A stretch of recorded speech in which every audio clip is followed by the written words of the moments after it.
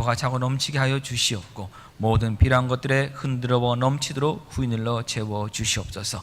하나님은 우리가 구하는 것보다 더 풍성히 부으신 하나님이라 말씀하여 주셨사오니 하나님의 자녀들의 삶의 터전에 필요한 모든 것들 하나님께서 풍성하게 공급하여 주셔서 하나님만이 나의 모든 것 되심을 삶에서 확인할 수 있게 하여 주시고 그들의 생업의 모든 터전들이 하나님의 물된 동산과 같이 물기가 마르지 않는 곳이 되게 하여 주시며 시절을 쫓아 과실을 맺을 수 있도록 하나님 복을 내려 주시옵소서. 하나님 또한 하나님 주신 이 물질의 복을 가지고 이 땅에서 하나님 영광 돌리는데 그 물질을 사용할 수 있는 청지기적 믿음과 사명 허락하여 주셔서 물질로 인해 시험 들지 않게 하여 주시고 항상 하나님께만 영광 돌리게 하여 주시옵소서. 하나님 또한 이 예물이 쓰여지는 곳곳마다 우리 구주 예수 그리스도의 은혜와 그 사랑과 그 이름의 영광만 나타내 주시옵소서. 예수님의 이름으로 기도합니다. 아멘.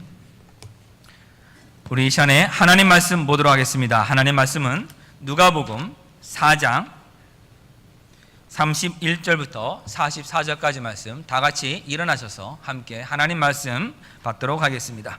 하나님 말씀 누가복음 4장 31절부터 44절입니다. 갈릴리 가버나움 동네에 내려오사 안식일에 가르치심에 그들이 그 가르치심에 놀라니 이는 그 말씀이 권위가 있음이로라. 회당에 더러운 귀신 들린 사람이 있어 크게 소리질러 이르되 아 나사렛 예수여 우리가 당신과 무슨 상관이 있나이까? 우리를 멸하러 왔나이까? 나는 당신이 누구인 줄 아노니 하나님의 거룩한 자니이다. 예수께서 꾸짖어 이르시고 잠잠하고 그 사람에게서 나오라 하시니 귀신이 그 사람을 무리 중에 넘어뜨리고 나오되 그 사람은 상하지 아니한지라. 다 놀라 서로 말하여 이르되 이 어떠한 말씀인고 권위와 능력으로 더러운 귀신을 명함에 나가는도다 하더라. 이에 예수의 소문이 그 근처 사방에 퍼지니라. 예수께서 일어나 회당에서 나가사 시몬의 집에 들어가시니 시몬의 장모가 중한 열병을 앓고 있는지라. 사람들이 그를 위하여 예수께 구하니 예수께서 가까이 서서 열병을 꾸짖으신데 병이 떠나고 여자가 곧 일어나 그들에게 수종드니라. 해질 무렵에 사람들이 온갖 병자들을 데리고 나오매 예수께서 일일이 그 이에 손을 얹으사 고치시니 여러 사람에게서 귀신들이 나가며 소리질러 이르되 당신은 하나님의 아들이니이다. 예수께서 꾸짖으사 그들이 말함을 허락하지 아니하시니 이는 자기를 그리스도인 줄 알미러라. 날이 밝음에 예수께서 나오사 한적한 곳에 가시니 무리가 잤다가 만나서 자기들에게서 떠나시지 못하게 만류하려 하매 예수께서 이르시되 내가 다른 동네에서도 하나님의 나라 복음을 전하여야 하리니 나는 이 일을 위해 보내심을 받았노라 하시고 갈릴리 여러 회당에서 전도하시더라. 아멘. 착석해 주시기 바랍니다. 지난 몇십 년 동안 우리 교회 내에 우리 기독교 내에 여러 가지 그 논쟁들이 있는데 가장 큰 논쟁 중에 하나가 성령님의 은사가 지금도 계속 있느냐 그렇지 않고 성령님의 은사가 끝나느냐는 것입니다. 성령님의 은사가 지금 사라졌다. 특별히 예언과 방언을 대표되는 이 성령님의 은사가 성경이 완성된 이후로는 다 끝났다라고 하는 주장하시는 분들이 있고 그렇지 않고 지금도 예언과 방언이 있고 성령님의 은사가 있다고 주장하는 이 두 의견이 지금 팽팽히 사실 맞서고 있습니다. 성경이 완성될 때를 중심으로 해서 성령님의 은사가 끝나느냐 그렇지 않느냐를 이렇게 구분을 하는데 성경이 완성된 때를 다른 말로 표현하면 사도 시대가 끝났다는 말입니다. 사도라고 하는 것은 예수님으로부터 직접 가르침을 받은 제자들, 그 시대가 끝나고 나서는 다시 말하면 이 성경이 기록된 이후로부터는 더 이상의 성령님의 그런 예언과 방언의 은사 주신 같은 것이 없다고 이렇게 주장하는 사람들이 또 있고 그렇지 않고 지금 계속 진행 중이다라고 하는 쪽, 이 두 주장이 지금 사실 계속 팽팽히 이렇게 맞서고 있습니다. 이 사도 시대가 왜 중요한가, 성경의 완성이 왜 중요한가를 보자면 이 신약 성경이 정경화돼서 이 27권만은 신약 성경이다라고 한 것은 주 397년경에 이루어진 일입니다. 그 전까지는 어디가 성경이다 아니다가 그렇게 완전히 다 고정된 것은 아니었습니다. 그럼 그 당시에 그 교회의 아버지라 불리는 그 사람들이 어거스틴도 그 안에 속합니다. 이런 분들이 어떻게 이 성경의 어느 부분은 성경으로 합당하고 그렇지 않고 이 기록은 성경이 안 된다라고 했던 그 구분하는 기준이 무엇이었냐면 첫 번째 기준이 사도성입니다.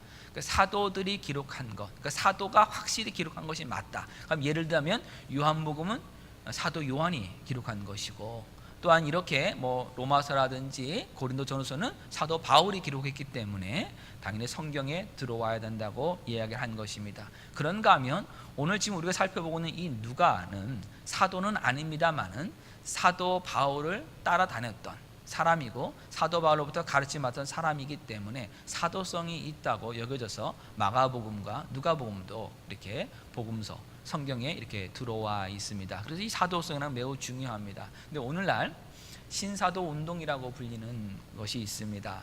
자칭 사도라고 자신들이 서로 직분을 주고 하는 것인데, 저는 뭐 신사도 운동하시는 그 목사님들이나 그 사역자들의 주장을 다 거부하지는 않습니다. 그 가운데서 하나님의 말씀 분명히 제대로 선포하시는 것이 있고 하나님의 능력도 그 가운데서 분명히 나타나는 것도 있기 때문입니다. 그러나 사도라고 하는 그 직분을 서로 주는 것만큼은 문제가 있다라고 생각을 합니다. 그 이유는 앞에서 말씀드렸듯이 성경의 정경화를 이루는데 가장 첫 번째 핵심 주제가 사도성입니다. 무슨 말이냐면 지금도 사도가 존재한다고 한다면, 지금도 사도라는 직분이 있다고 한다면 성경은 덧붙여질 수 있다는 겁니다. 무엇이 성경인지 아닌지를 예언의 말씀을 통해서 그들이 확증할 수 있다고 하는 것까지 나갈 수 있기 때문에 사도라고 하는 직분을 주고 하는 그것은 좀 잘못됐다라고 이렇게 생각을 합니다. 성령의 은사가 사도 시대에 끝났다고 본다면 오늘 말씀을 보면서 우리가 예수님께서 질병을 고치시고 또 귀신을 쫓아내신 이것은 예수님 당시에 또는 이 사도 시대에만 특별하게 일어났던 일로 한정 지을 수 있습니다. 그러나 지금도 성령님께서 일하시고 성령께서 지금도 우리에게 은사를 주시고 능력을 주신다고 하는 것을 우리가 믿는다면 오늘 이 말씀을 통해서 우리는 여러 가지 추가적 질문들을 우리는 답해야만 됩니다. 예를 들어서 도대체 귀신이라는 것은 무엇인가? 또는 귀신의 역할은 무엇인가? 우리 믿는 사람들이, 예수 그리스도를 믿는 사람들도 귀신의 영향을 받을 수가 있느냐? 아니면 귀신의 들림, 귀신 들림을 받을 수가 있느냐?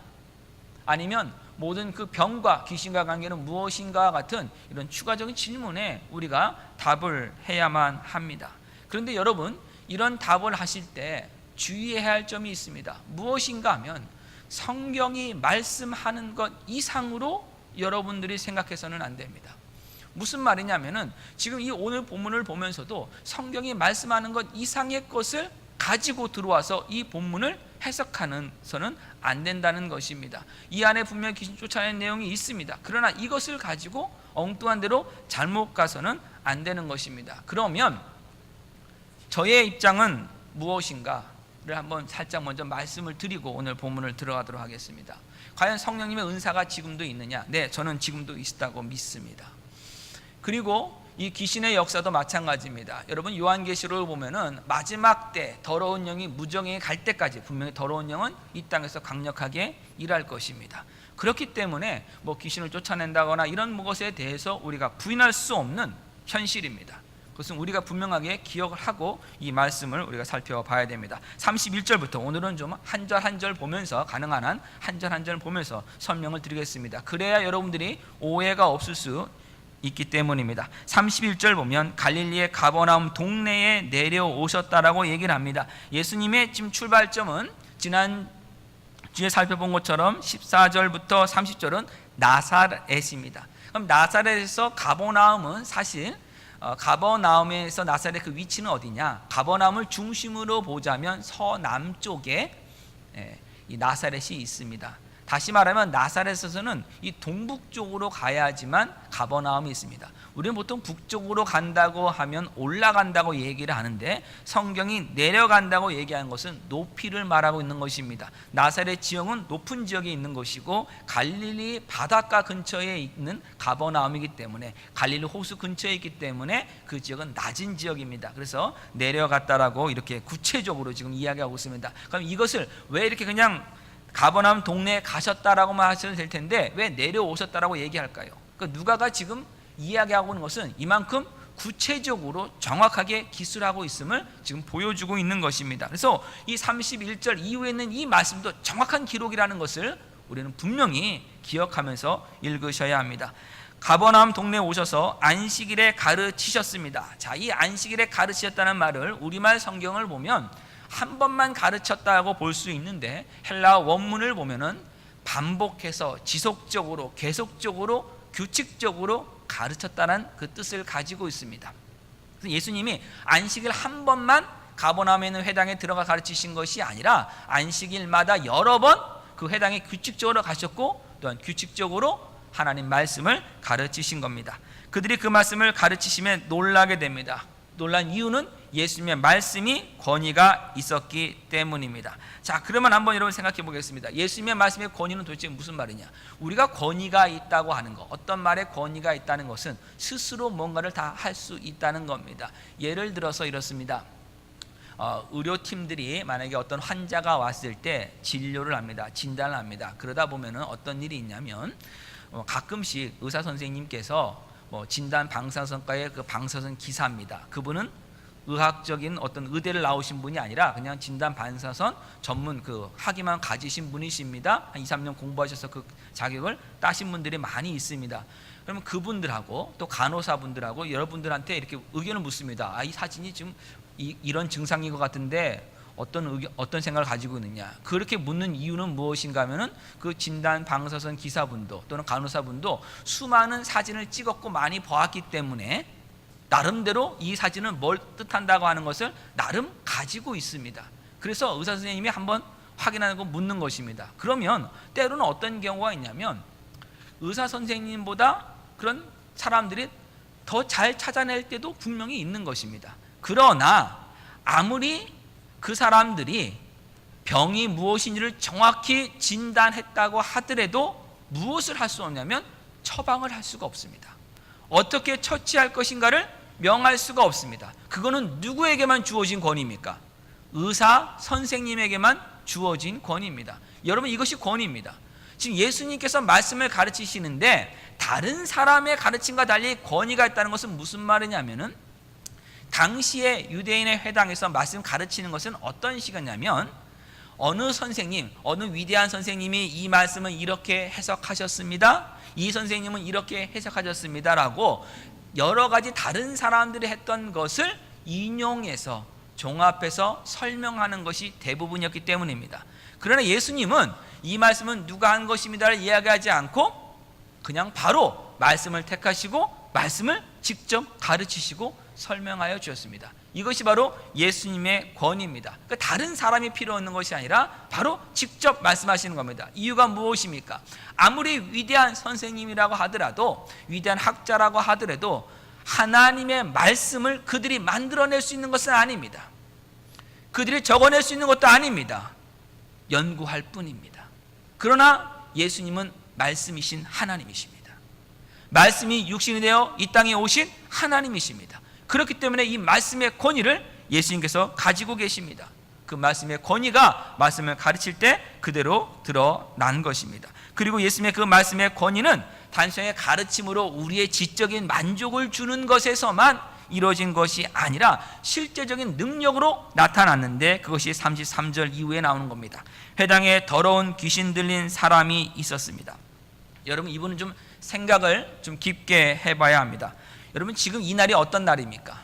안식일입니다. 그리고 지금 모인 장소가 어디입니까?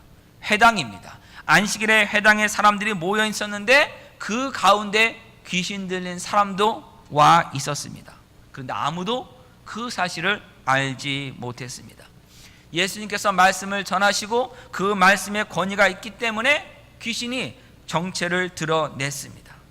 예수님 회당에서 말씀을 전하신 것이 단 한 번이 아니라 여러 번 계속했다고 말씀드렸습니다. 그렇기 때문에 이것이 첫 번째 회당에서 말씀을 가르칠 때 일어난 사건인지 아니면 여러 번 말씀을 가르칠 때 일어난 사건인지는 정확히 알 수는 없습니다만은 어떤 문맥을 통해서 보자면은 아마도 여러 번 말씀을 가르치신 다음에 이런 일이 일어난 것 같습니다. 이것은 이 귀신 들린 사람, 바로 이 귀신의 정체에 해당되는 말씀이 선포되었기 때문에 아마도 이런 일이 일어난 것 같습니다.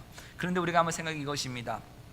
만약에 회당에 들어오기 전부터 이 사람이 귀신 들린 사람임이 사람들에게 알려졌다면 다른 사람들은 그 사람을 회당에 들어오지 못하게 했을 것입니다.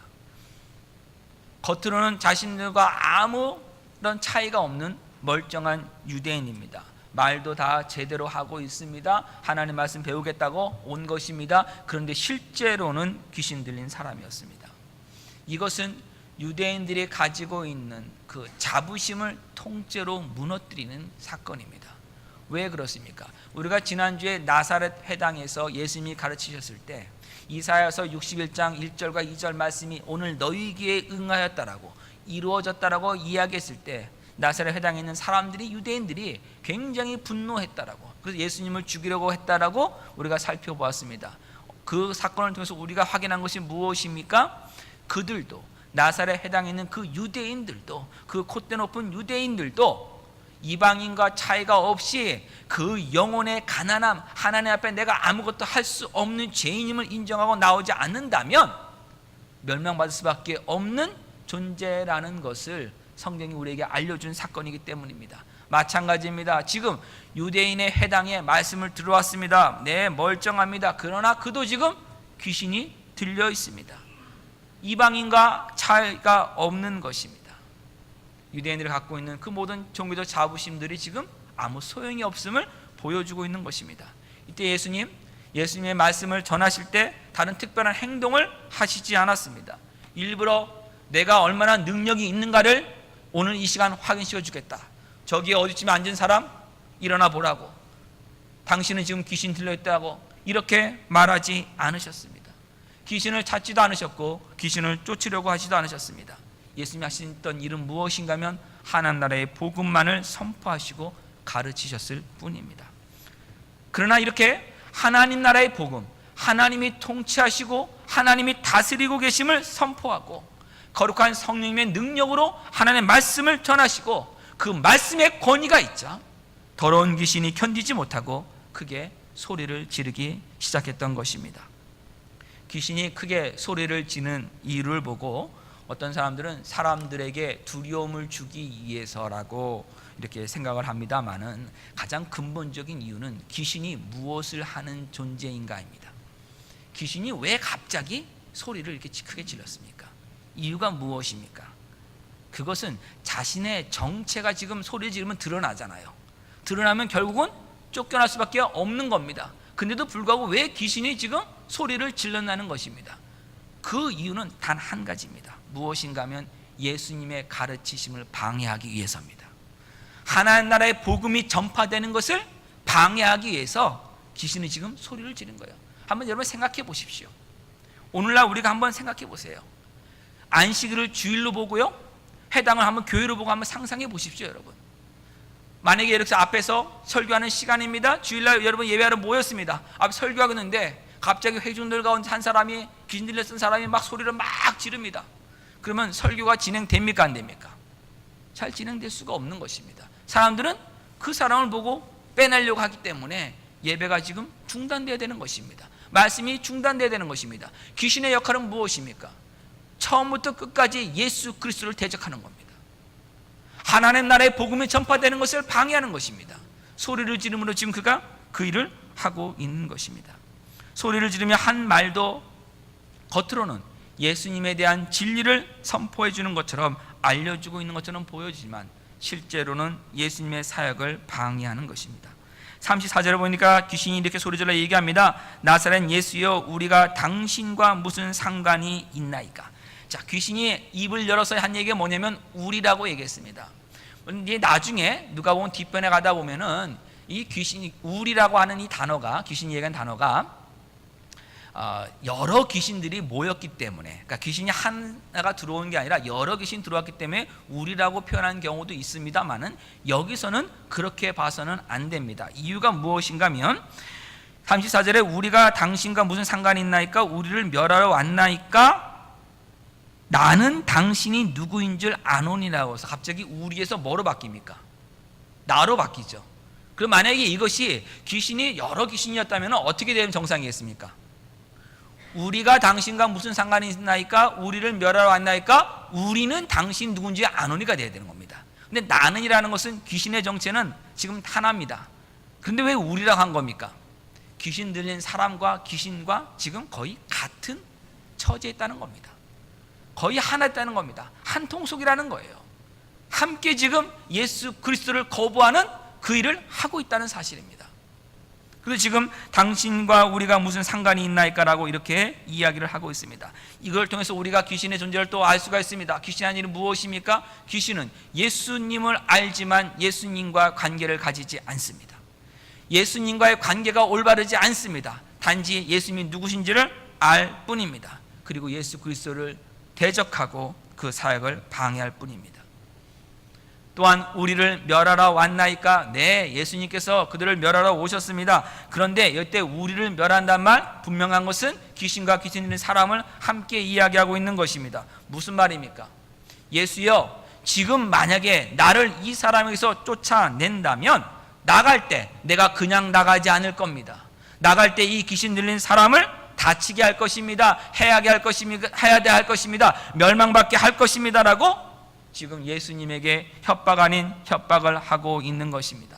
그래서 내가 당신의 나라에 대해서 이야기하는 거 더 이상 방해하지는 않겠습니다. 내가 당신이 누구인지는 지금 알려주겠습니다. 당신은 하나님의 거룩한 자입니다. 네, 이것을 분명히 지금 내가 알려주겠습니다. 그러나 더 이상 나에게 다른 일을 하지 마십시오. 나를 쫓아내지 마십시오라고 지금 예수님에게 말하고 있는 겁니다. 그러자 예수님 귀신을 꾸짖으시며 잠잠하라고 명령하십니다. 더러운 영과 대화를 하시지 않습니다. 그리고 더러운 영으로부터 인정받는 것을 거부하십니다. 여러분, 우리가 가끔 이렇게 뭐 보면은 집회 같은 데 보면은 귀신이 쫓겨나갈 때 보면은 귀신과 막 대화를 하는 분들이 있는데 바람직하진 않습니다.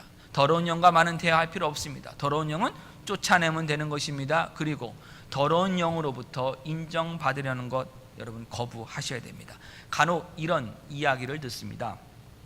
어느 한 마을에 무당이 구슬을 하는데 무당 굿하는 게 궁금해갖고 이렇게 딱 지나간 겁니다. 쌀이문 바깥에서 이렇게 딱 무당하는 굿을 딱 보는데 갑자기 무당이 어이 하다가 뒤로 싹 돌아보면서 그 쌀이 바깥에 예수 믿는 사람 빨리 가라고, 당신 때문에 부정 타갖고 이 굿이 오지 않는다고, 신이 오지 않는다고 막 얘기를 합니다. 그러면은 굉장히 기분이 좋은 거죠. 왜 기분 좋습니까? 예수 믿는 사람이 인 것이 증명되었기 때문에 굉장히 기분 좋게 또 가는 그런 예화가 있습니다. 그런가 하면 용한 점쟁이가 있다고 해서 소식을 들었습니다. 그래서 점을 치러 딱 가는데 점쟁이 앞에 딱 앉자마자 점쟁이가 얘기합니다. 예수 믿는 사람 여기 왜 왔어?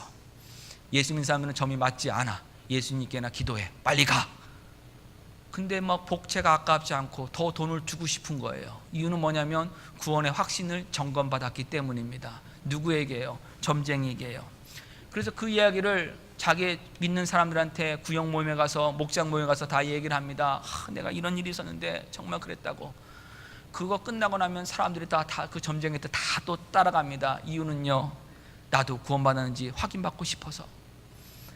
여러분, 더러운 영으로부터 인정받으려고 하지 마십시오. 더러운 영의 그 속임수에 넘어가지 마십시오. 하나님이 저와 여러분을 사랑하시고 저와 여러분에게 저와 여러분을 부르셨기 때문에 우리가 하나님을 알 수 있는 거예요. 우리가 예수를 믿을 수 있는 겁니다. 구원의 확신은 바로 그 하나님의 부르심에 있는 것이지, 하나님의 은혜 주심에 있는 것이지, 내가 예수를 믿게 된 그 놀라운 기적에 있는 것이지.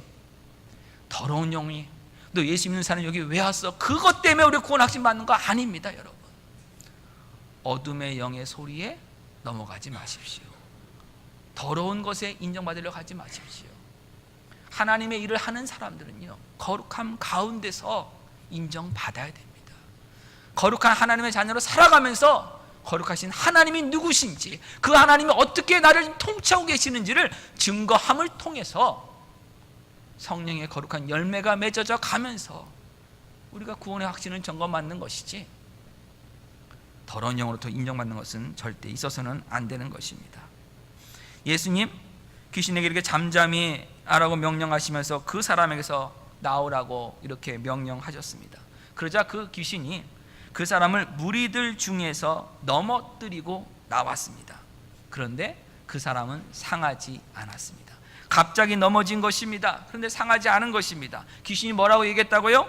예수여, 나를 가만두지 않으면 이 사람도 다친다고 그랬어요. 나를 쫓아내려고 하면 이 사람도 다칠 것이라고 얘기를 했습니다. 그런데 그 일이 이루어지지 않은 것입니다. 귀신이 할 수 있었던 것은 사람을 넘어뜨리는 것뿐이었습니다.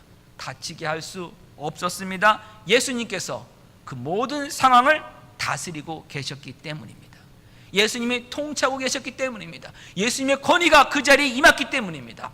하나님께서 하나님의 그 나라를 그곳에 지금 이루셨기 때문에 귀신의 일이, 귀신의 계획이 이루어지지 않은 겁니다. 또 여담입니다만은 여러분 가끔씩 이제 어떤 집회 같은 모습 보면은 기도받으러 나오라 그럴 때 목사님이 손을 얹고 기도를 했을 때 쓰러뜨리는 목사는 성령 충만한 목사, 성령의 능력 있는 목사고, 목사님한테 목사님 손으로 기도했는데 아무런 감각 없고 넘어지지 않으면 능력 없는 밋밋한 목사라고 이렇게 많은 분들이 생각하는 것을 제가 본 적이 있어요. 절대 그렇게 하지 마십시오. 오늘 본문 말씀을 봐도 귀신이 나갈 때 쓰러졌습니다. 여러분 무슨 말인지 아시겠어요? 귀신 나갈 때 쓰러졌어요. 이게 성령님의 능력이 나타났을 때 귀신 나가는 건 맞습니다만은 혹시라도 나는 쓰러졌는데 어떻게 어떤 목사님한테 난 쓰러졌는데 이 목사님은 날 못 쓰러뜨리지, 또는 같은 목사님인데 나는 쓰러졌는데 왜 이 사람은 안 쓰러지지 하면서 뭔가 내가 더 신령한 사람인 거, 하나님 나에게 더 성령 충만을 줬다고 생각하지 마시길 바랍니다. 오늘 말씀 보니까 누구도 나갔다고요? 귀신 나갈 때도 쓰러졌습니다. 귀신도 쓰러뜨리고 나가요. 그러니까 우리가 그것을 잘못 오해해서는 안 되는 것입니다. 그리고 이 부분을 보면 누가가 참 제대로 적었다는 것을 알 수가 있습니다. 뭐라고 얘기하는 겁니까? 귀신 나갔다라고만 하면 될 텐데 그 사람이 뭐 하지 않았다고요? 다치지 않았다, 상하지 않았다. 누가의 직업이 무엇이었냐면 의사였습니다. 의사는 사람 쓰러지면 뭐부터 봅니까? 어디가 다쳤는가 안 다쳤는가, 무슨 일이 있는가를 살펴보는 그 직업 정신이 철두철미하게 지금 나온 것입니다. 그래서 그것을 지금 기록하고 있는 것입니다. 그리고 나서 이제 어떤 일이 일어나냐면 사람들이 그 모습 보면서 서로 다 놀랍니다. 이 어떠한 말씀인고 권위와 능력으로 더러운 귀신을 명하니 그가 나가는도다. 이 어떠한 말씀의 능력인고, 여러분 예수 그리스도의 말씀은 능력이 있습니다. 하나님의 말씀은 살았고 운동력이 있습니다. 이 살았고 운동력의 하나님의 말씀이 오늘 이곳에 이 자리에 임할 때 여러분 심령 가운데서, 여러분의 삶 가운데서 떠나가야 될 것은 떠나가고 회복될 것은 회복되고 또한 채워질 것은 채워지는 그런 귀한 역사가 일어날 줄 믿습니다. 그런 믿음을 가지고 우리가 말씀을 받아야 됩니다. 그런 말씀 가지고 말씀 가운데 나와야 됩니다.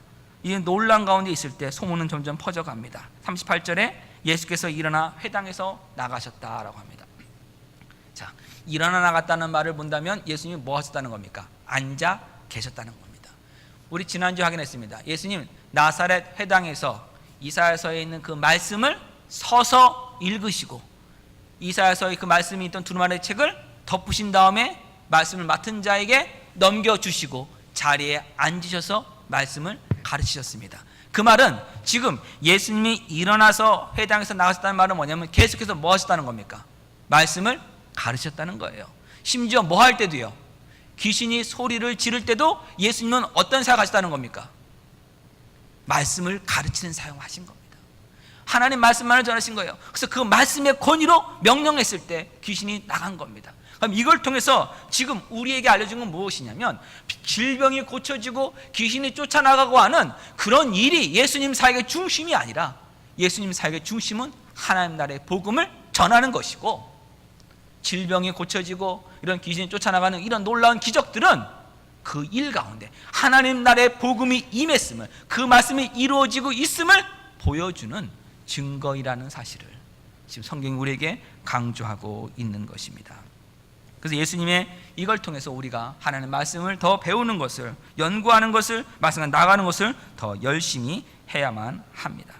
하신 다음에 이제 시몬의 집에 들어가셨습니다. 아직도 안식일입니다.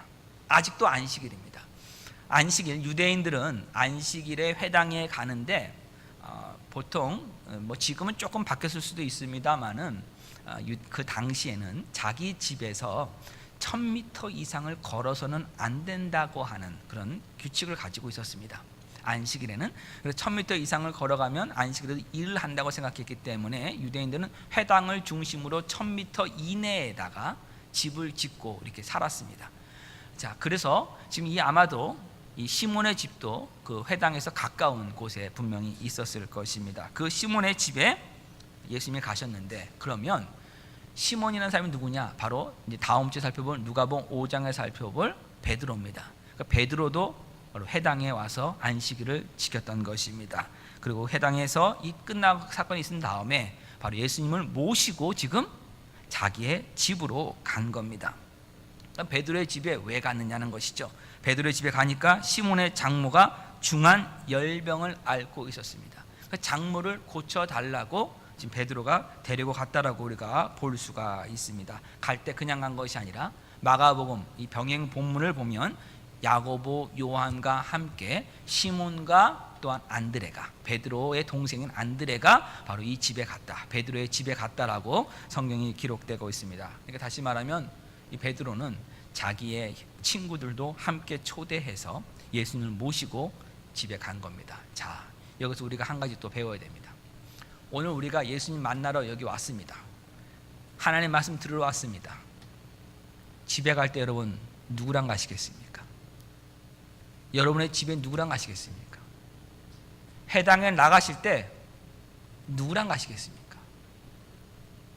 여러분의 가족과 갑니다. 네, 거기에 예수님 모시고 가십시오. 예수님이 여러분의 집의 주인이십니다. 여러분 가정의 주인이십니다. 예수님 모시고 가세요. 하나님 말씀 들은 거 나 혼자 하는 것이 아니라 그 말씀을 나눌 수 있는 사람과 함께 가세요. 그리고 여러분의 집의 주인을 예수님으로 삼으세요. 시몬 베드로 혼자 가지 않았습니다. 친구들 데려갔고 예수님 모시고 갔습니다. 모시고 갔을 때 그 어머니가, 장모님이 중한 열병을 앓고 있을 때 그들이 함께 예수님께 간구합니다. 38절에 사람들이 그를 위하여 예수께 구하니, 시몬 베드로도 구한 겁니다. 아마 시몬의 아내이 구했을 것입니다. 장모님이 있으니까 분명히 아내도 있죠. 또한 동생인 안드레도 분명히 어머니를 해서 구했을 것입니다. 또한요, 누구도 있겠습니까?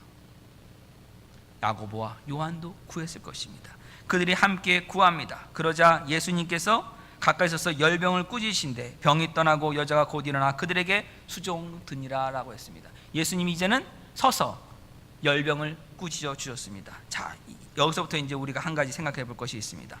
이 열병을 꾸짖었다가 35절 보니까 귀신을 꾸짖었다는 것과 거의 같습니다. 그래서 어떤 분들이 있냐면 모든 질병의 원인은 귀신이라고 주장하는 분들이 있어요.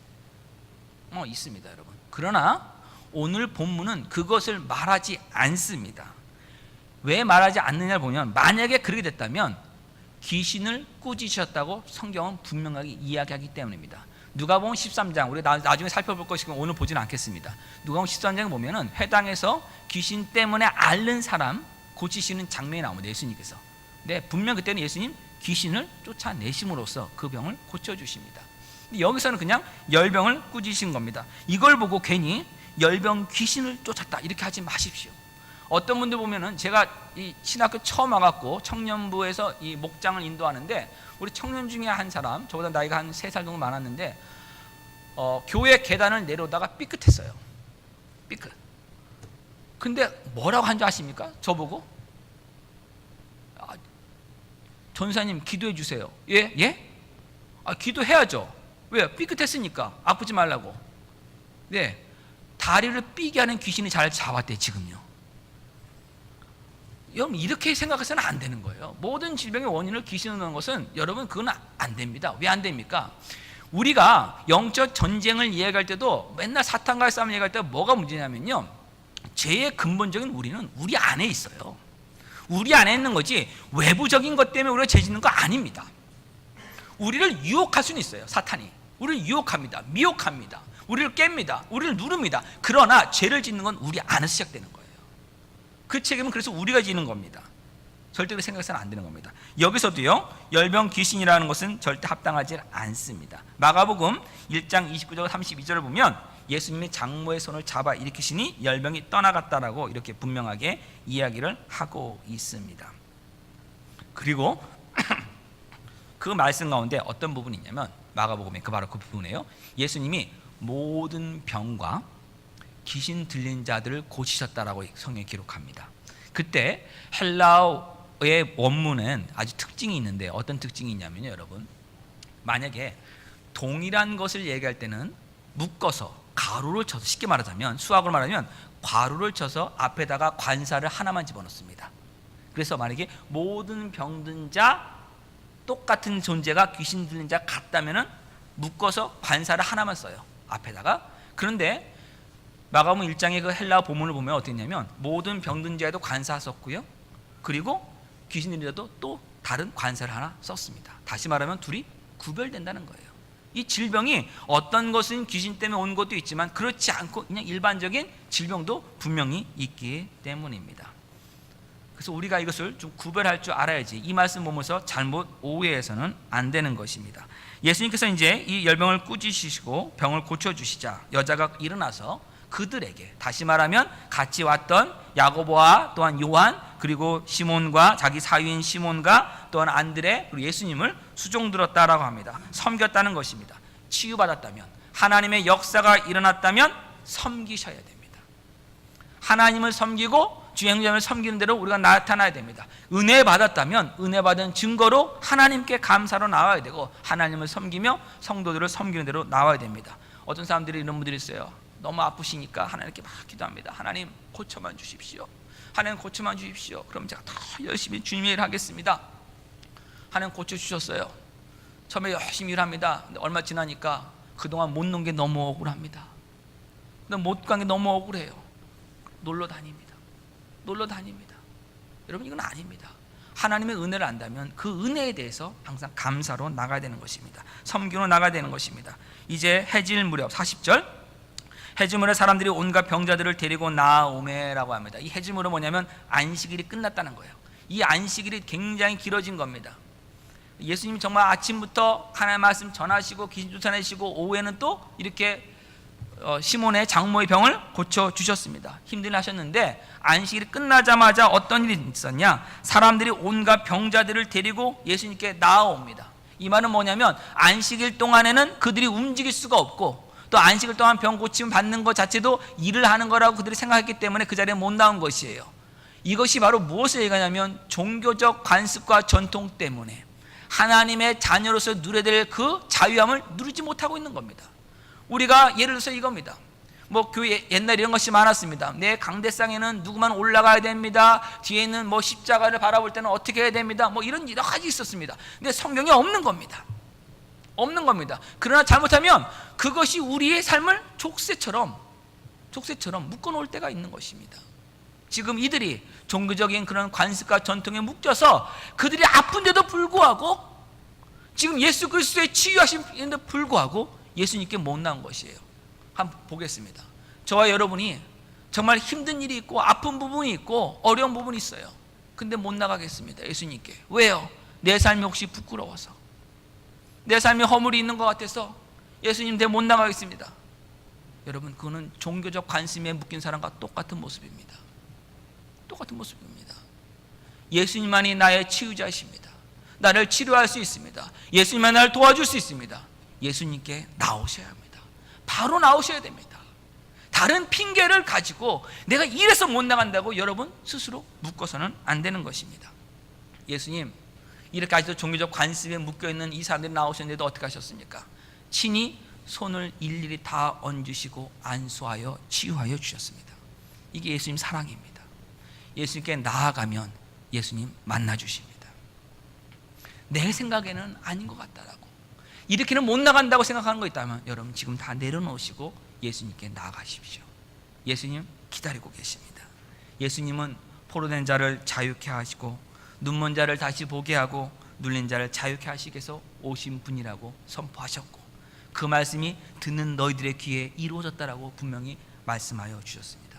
귀신에게 눌렸던 자, 종교의 굴레와 간섭에 눌렸던 자, 사람들의 눈치에 눌렸던 그 모든 사람들, 또는 질병의 고통에 눌렸던 모든 사람들, 예수님 고쳐주셨습니다.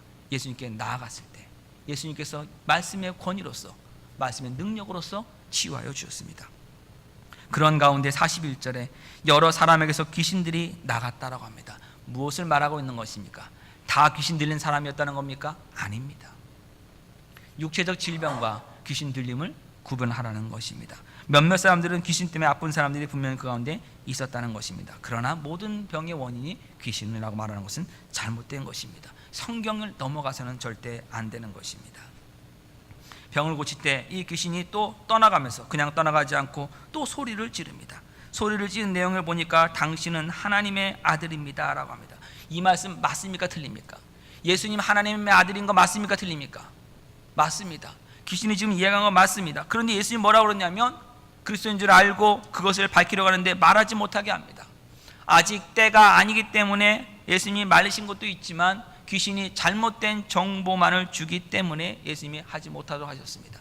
하나님의 아들이라고 하는 이 하나님이라는 단어, 이 단어를 헬라어 원문으로 보면 신이라는 단어와 똑같습니다. 우리가 영어에서 god를 하나님을 했을 때 god를 씁니다. 그러나 대문자 g를 쓸 때는 우리가 믿는 하나님을 표시하는 거고, 소문자 쓸 때는 그냥 모든 잡신들을 다 표현할 때도 god라는 단어를 씁니다. 마찬가지입니다. 헬라어 단어도 하나님이라는 단어와 신이라는 단어가 같습니다. 그래서 당신은 하나님의 아들이십니다 라고 하는 것은 다른 말로 하면 당신은 신의 아들이라는 말이 됩니다. 그러면 이것이 어떤 문제를 일으키냐면, 당시의 유대인들이 기다리는 그리스도 메시아는 자신을 로마의 식민지에서 해방시켜줄 정치 경제적 지도자로서만 그런 그리스도만을 그들이 기대했습니다. 그런데 당시의 로마 제국의 황제의 정식 호칭에는 무슨 말이 들어가냐면 신의 아들이라고 하는 단어가 그대로 들어갑니다. 우리가 가끔 이북의 방송을 보면은 친애하는 지도자 동지이시며 국방위원장이시며 막 얘기하잖아요. 굉장히 길지 않습니까? 로마 황제도 굉장히 깁니다. 최고의 제사장이시며 신의 아들이시며 뭐이시며 굉장히 깁니다. 그 가운데 하나가 분명히 신의 아들이에요. 그러면 당신은 신의 아들입니다라고 얘기한 것은 결국 무엇이냐면 당신은 로마의 식민지에서 우리를 구원해 줄 사람입니다. 이스라엘을 구원할 사람이라는 그런 그리스도로 왔다고 하는 것만을 주기 때문입니다. 그런 잘못된 정보를 주지 말라는 겁니다. 예수님이 세우실 하나님의 나라는 정치와 권력, 경제와 무력으로 세워지는 나라가 아니라 믿음으로 세워지는 나라이고, 하나님의 의와 하나님의 진리와 하나님의 거룩하심으로 통치하시는 하나님의 나라이기 때문입니다. 그래서 예수님은 그것을 더 이상 말하지 못하도록, 오해가 없도록 말씀을 꾸짖어서 입을 다물게 하신 겁니다.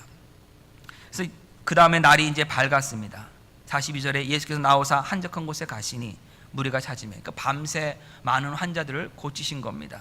이제 그곳에 나오셔서 한적한 곳에 가셨는데 마가복음에 보면은 예수님이 이때 기도하셨다라고 기록하고 있습니다. 많은 일을 하신 다음에, 주의 능력의 일을 하신 다음에, 이 일이 예수님의 능력, 사람의 힘과 능력으로 하는 것이 아니라 하나님의 주신 능력, 성령의 능력으로 하는 것임을 예수님이 몸소 지금 보여주시는 겁니다. 그래서 주의 일을 하는 사람들은 기도의 사람이 되어야 됩니다.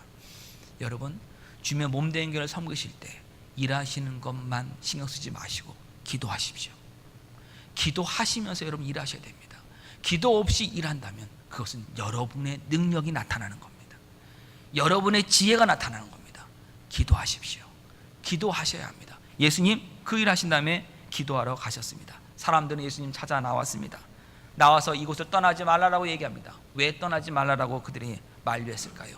이유는 간단합니다. 예수님같이 잘 가르쳐주는 선생님도 없고 예수님처럼 잘 치유하는 의사 선생님도 없기 때문입니다. 자기들에게 유익이 되기 때문입니다. 자기들이 예수님을 옆에 있으면 병 걱정 없게 되는 것이고 가르침도 걱정 없게 되니까, 배움도 걱정이 되니까 예수님 떠나지 말라라고 지금 부탁한 겁니다. 그런데 예수님 어떻게 하셨습니까? 그곳을 떠나셨습니다. 내가 이르되 내가 다른 동네에서도 하나님 나라의 복음을 전하야 하리니 나는 이 일을 위해 보내심을 받았노라.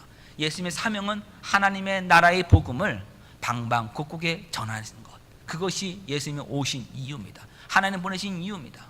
기적과 어떤 치유가 일어나는 것, 사람들로부터 수많은 인기를 끌게 되고 제발 여기에 있어달라고 하는 그 인기 얻는 것, 그것이 예수님의 사역의 목적이 아니라 예수님의 목적은, 예수님 보내신 이곳에 보내받은 이유는 하나님 나라의 복음을 전하기 위해서입니다. 주객이 전도돼서는 안 됩니다. 교회의 사명도 마찬가지입니다. 교회가 사회 봉사 만회할 수도 있습니다. 네, 이런 기적과 치유 역사가 계속 일어날 수도 있습니다. 그리고 소망해야 됩니다. 그러나 교회의 일차적 사명은 하나님 말씀을 전하는 겁니다. 하나님 나라의 복음을 전하는 겁니다. 그 모든 것에서 주객이 전도해서는 안 됩니다. 저와 여러분도 마찬가지입니다. 저와 여러분의 삶의 터전, 하나님이 주신 1차적인 곳입니다. 주객을 전도하지 마십시오. 주객을 전도하지 마십시오. 여러분의 삶의 터전, 하나님이 허락하신 곳입니다. 하나님이 허락하신 곳에서 하나님의 자녀답게 사는 것, 그것이 하나님의 통치를 인정하는 삶입니다. 하나님 나라를 인정하는 삶입니다. 하나님, 나 이거는 내가 아닌 것 같아요. 나는 이 일보다 교회 나가서 일하는 게 좋고요, 나가서 봉사하는 게 좋고요. 제발 좀요, 제발 좀요. 가정에서부터 여러분 하나님의 자녀다움, 하나님이 이 가정을 통치하고 계시고 하나님의 나를 이곳에 하나님의 사역자로 보내셨음을 여러분 인정하십시오. 그것이 중요합니다.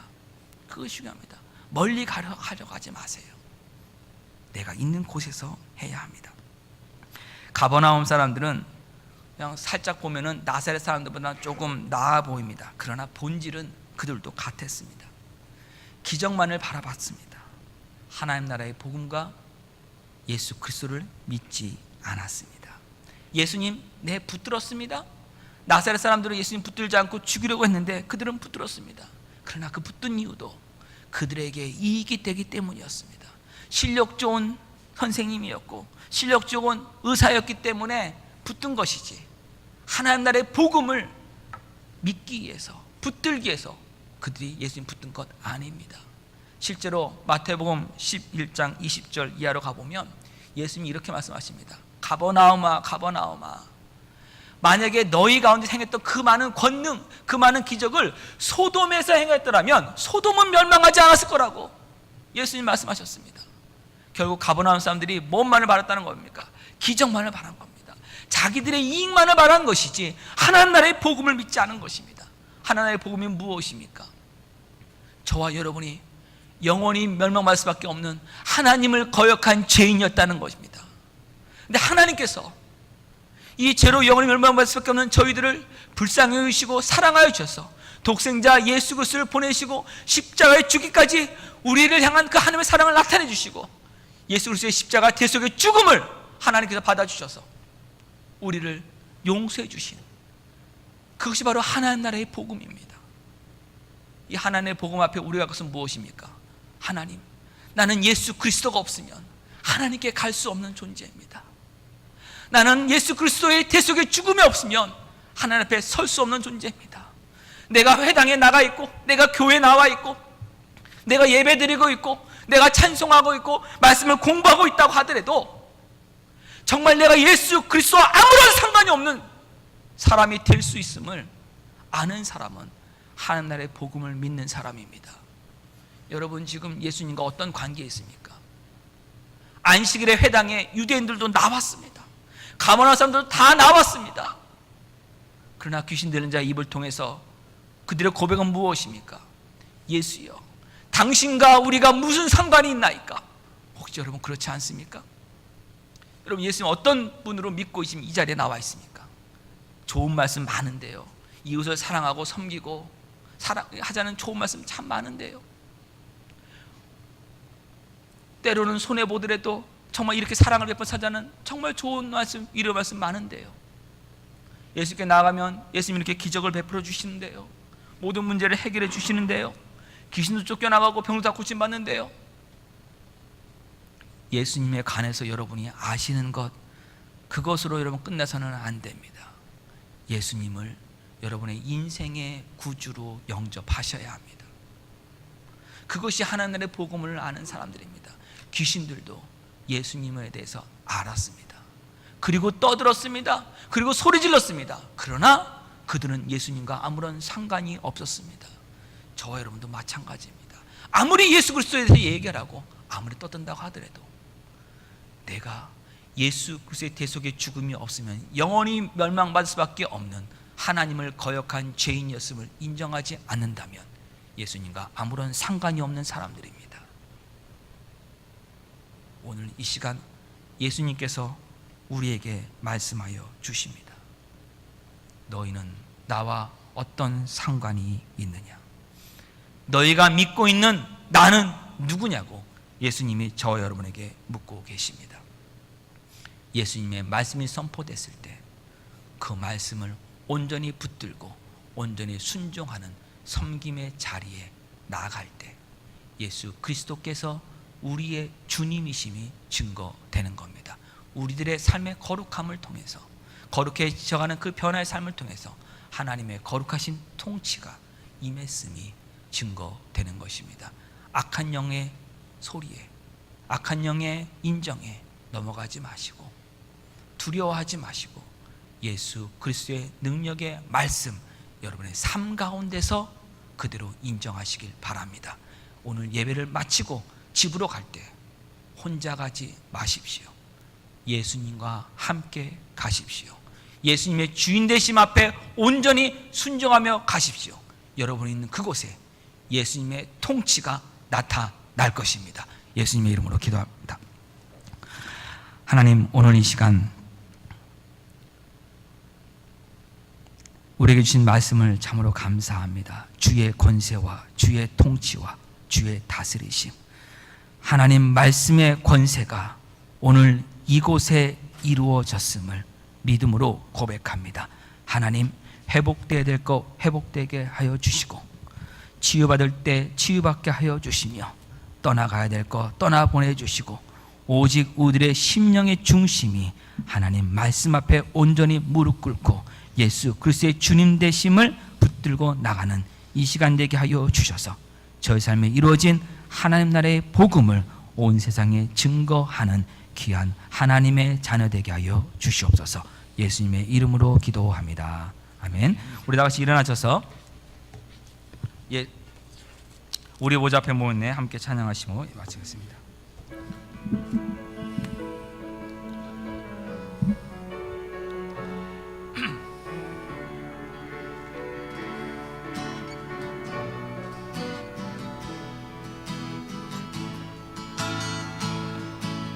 우리 보자